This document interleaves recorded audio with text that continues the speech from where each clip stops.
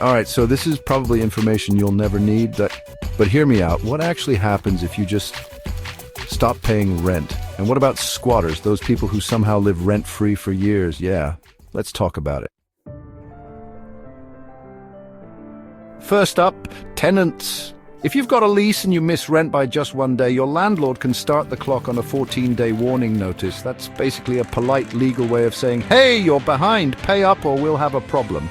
Miss 21 days. Now, we're talking about a straight-up eviction notice.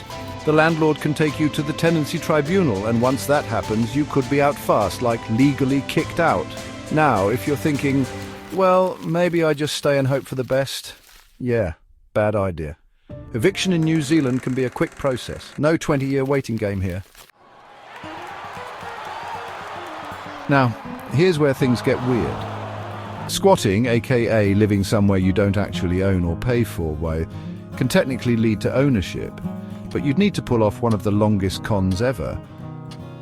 Yeah, that's right. In New Zealand, if someone squats in a place for 20 years, openly and without hiding, they could actually apply to take ownership. But let's be real, landlords aren't just leaving houses unattended for 2 decades. Try explaining that plan to your mates. Yeah, I'll just live here for 2 decades and see what happens. LOL.